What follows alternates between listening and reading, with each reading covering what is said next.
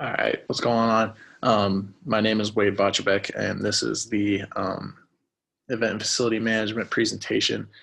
Today, I'm going to be presenting our event that doesn't have to do with sports. It's going to be a music festival of sorts, right? So, uh, this is for myself, Josh Watkins, Q Freeman, and Derek Holman.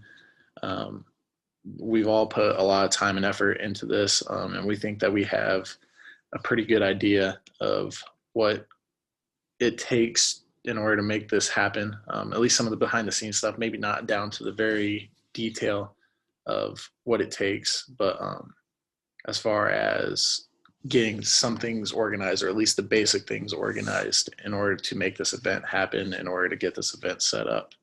So yeah, let's just hop right into it. So as you can see, the idea that we've come up with is an Iowa Music Festival, and all four of us, we felt like with the genre growing of hip hop and R&B or rap, that this is the most appealing to the public, more so than like a rock concert or a country concert. You know what I'm saying? So yeah, let's dive into it. So the event overview. The event location would be at the Iowa State Fairgrounds in Des Moines, right as soon as you get in town there. A lot of events are held there. It's probably one of the top places in the state of Iowa in order to host an event. Um, a lot of concerts are held there. A couple years ago, there was a Kid Rock concert. There was a Jason Derulo concert. Jason Aldean's been there. And tons of people, tons of artists of all genres have gone there. But yeah, the start time, this would be pretty much an all afternoon, nighttime event. It'll be about 5 p.m. to 11 p.m. as you see there on your screen. And when we were talking about this, we wanted to make this a blockbuster event, as you can see by some of the artists. And we kind of try to put them in order of what today's music listeners are listening to, you know. So opening the event, we would have Kodak Black. He's a very well-known artist, just as much as what the others are. Roddy Ricch, Lil Baby, doing some throwbacks with Snoop Dogg, 50 Cent.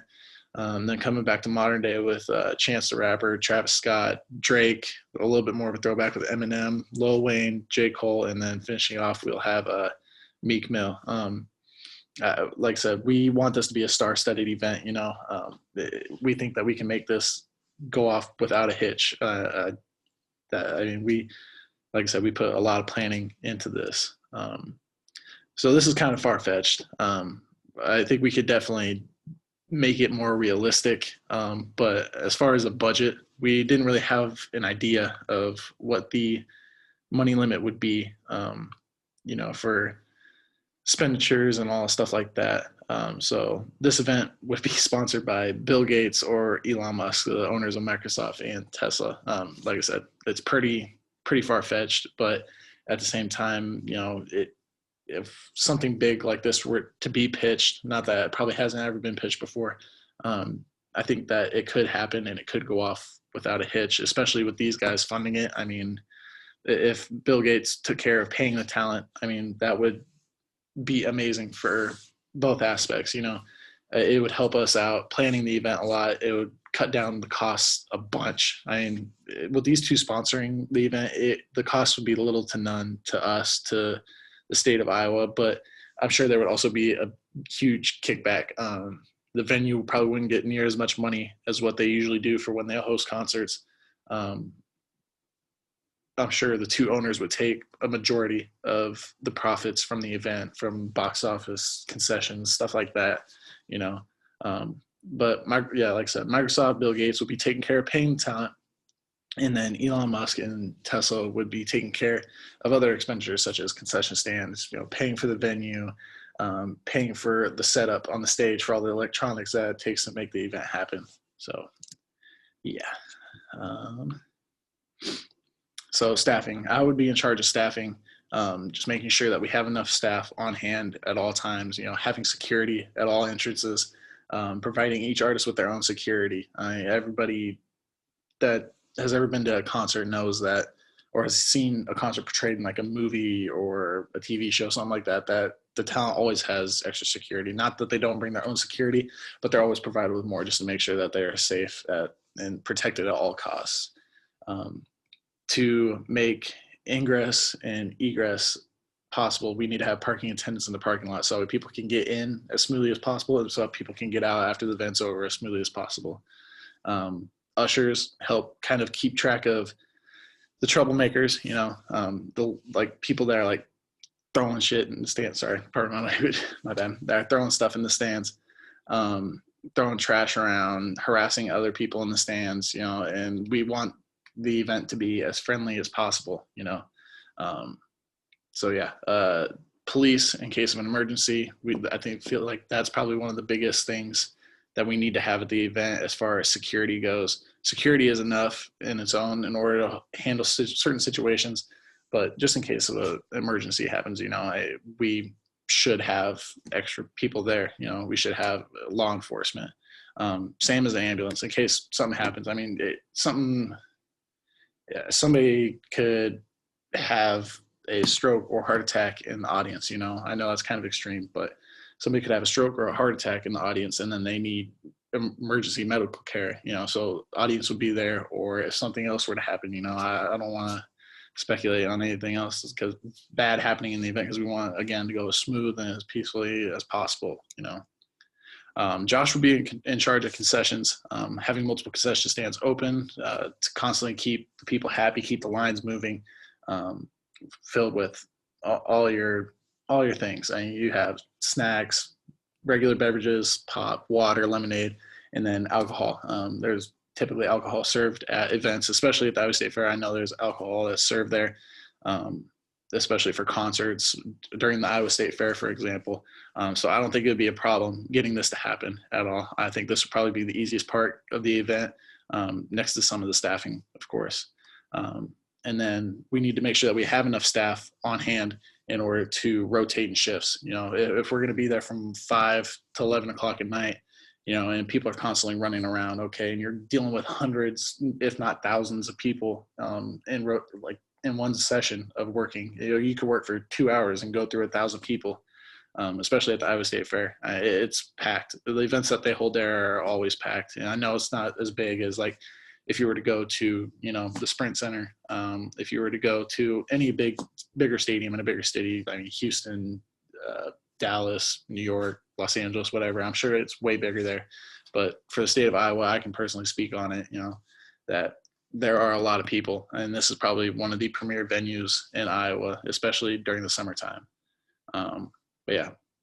And then I think in order to help this be even more peaceful, in order to keep the crowd under control, we need to stop alcohol sales at a certain point. So, if 10 o'clock, 9:30, 10 o'clock rolls around, people have been drinking for 4 hours at our event, if not before, if they got there early, that could only cause problems. It could possibly incite a riot, who knows, stuff like that. So that would be probably the key point that Josh would need to focus on with the concessions, and stopping that in order to help everybody be peaceful, in order to, again, help the event go as smoothly as possible. Facility management, Q would be in charge of this. Mainly it's just to keep everything clean, as tidy as possible. Have janitors clean the bathrooms. Somebody's been drinking too much, goes in, throws up. We need to have people clean that, because if they throw up all over the floor in one of the stalls, it could go into another stall. It's taken away a stall for somebody to go and use the facilities if they need to. And I think that's a big focus point for the facility management people. Kind of similar to the concessions, swap the ushers in and out constantly. Constantly have them, it keeps them fresh, give them breaks. If they want to go back and keep working, we just rotate them. It just keeps it fresh, keeps everybody on their toes. I think somebody working for that 6-hour span would be overkill, especially just standing in one spot for the whole event. And then really focus on making sure that nobody is damaging any facility, whether it's something like as simple as the bathroom. If somebody's belligerently intoxicated and is trying to destroy stuff, like they need to be escorted out of the out of the fairgrounds. Get security, get the police, you know, and have them escorted off the premise. Derek will be in charge of ticketing. Having parking attendants to take the money for the parking, that could be one source of revenue. The fairgrounds always provides plenty of parking. They have ground upon ground, you know, that you could park on, and we'll charge for it, take the money. That's extra profit to us on top of the ticket sales and the box office sales. Taking money for tickets that they're buying them at the gate, making sure that they have confirmation of their ticket purchase, that they bought the tickets ahead of time, you know, and yeah, have enough staff. Again, similar to the parking attendants, make sure that the employees that are working at the gates are checking the tickets. We have enough staff in order to help get them in and out as fast as possible. The last thing after the event, the first and foremost thing is making sure that the talent is safe and secure, making sure that they get in and out of the event safely. That's the utmost over everything else. That is the most important thing, I think. Next would be escorting the audience out, make sure they're not stampede of people, not people getting stepped on, ran over as they're trying to get out. You know, make sure everybody gets in and out safely and quietly. Make sure we don't end up with a lawsuit and stuff like that. Have parking attendants, similar to having like the ushers and security, escort them off out of the stands, out of the fairgrounds. Make sure that the parking attendants do the same thing with them in the parking lots. Make sure there's no accidents. Try and make it as smooth as possible. Get everybody in and out again as quickly as possible, quickly and safely as possible. After that, have janitors clean up the stands. I think that goes without saying. That happens at every event. You know, it's something real easy, real simple. And if anybody pitches in, you know, the next one is concessions staff, close down concession stands, and then get them loaded up and get them on their way. If they're a portable concession stand, you know, just constantly just work in order to make the event close. I mean, if we make this go off without a hitch, you know, we could host something like this again in the future. You know, you never know. So I think being respectful of the facility, being respectful of the venue itself, I think that's another key factor into making this go off without a hitch. So yeah, that is our presentation for our event that doesn't have anything to do with sports, for our public event. Like I said, I think that as far as big picture things, we could go into greater detail, you know, but I think that this is probably one of the easiest ways to hint on the bigger things that we can focus on, you know, the staffing, the concessions, facilities, ticketing, you know. So yeah, thank you for watching the video. Appreciate it.